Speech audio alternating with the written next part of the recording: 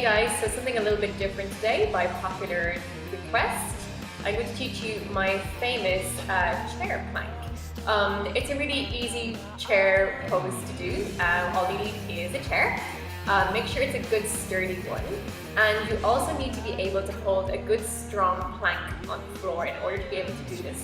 So you need strong wrists, strong shoulders, and a good strong core. So let's get our chairs and let's get started. So firstly, just a bit about chair and chair dance safety. Please be careful when choosing your chair. Make sure it's a good sturdy one. I have a nice one here that has 4 separate legs. I got this in IKEA. It was, I think, 10 euros. It was really cheap. This is my favorite kind of chair to dance on. It's good and sturdy, and it can take a bit of weight.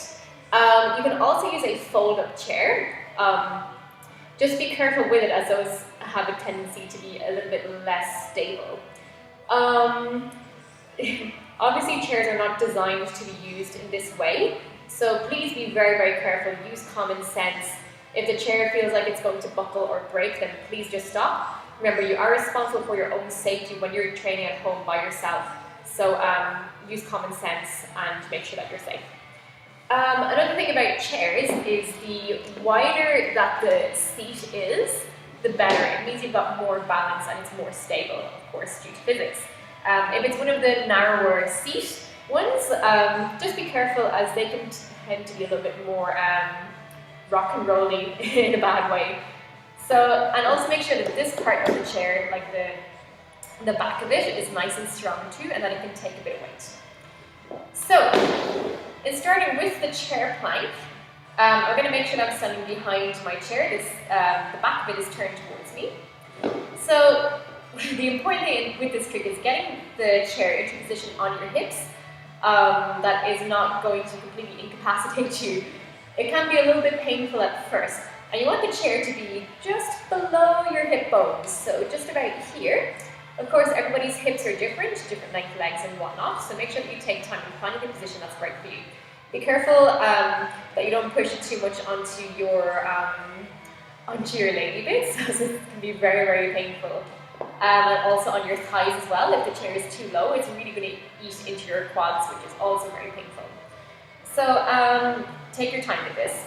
So getting it nice and below my hip bones, I'm going to lean forward. I'm going to put my hands grabbing the corners of the seat, tip forward. If I need to step back as well, depending on the length of your legs, of course, your legs are longer when you're in heels.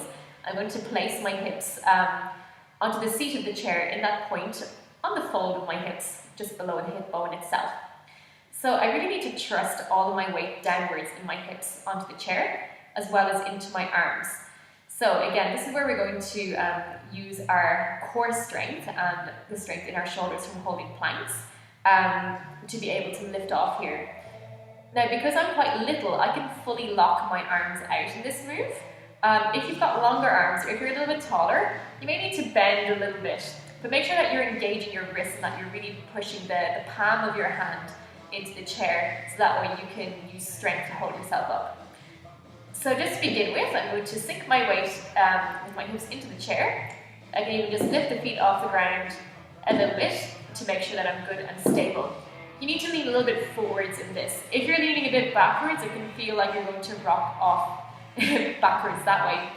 So make sure that you're leaning a little bit forward, and that's going to help you to get your center of gravity going straight down into the chair. So once I'm ready here, now I can fully lock out my arms and pull my shoulders back and down. You can slightly bend your arms if you want, but again, shoulders back and down. So what I'm going to do is I'm going to lift my legs up, squeezing my butt, using my core to balance into a nice plank shape here.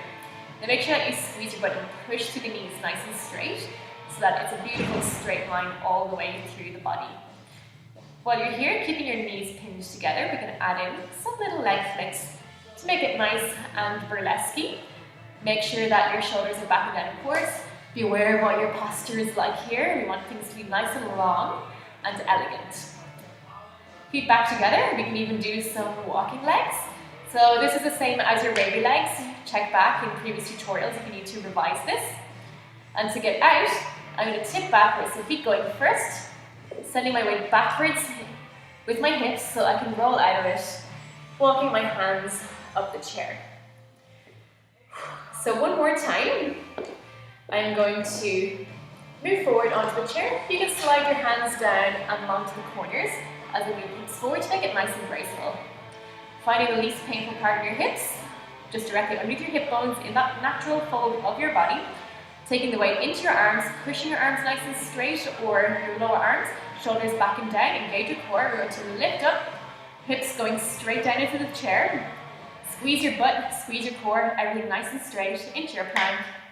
Adding in some leg variations as long as you feel safe.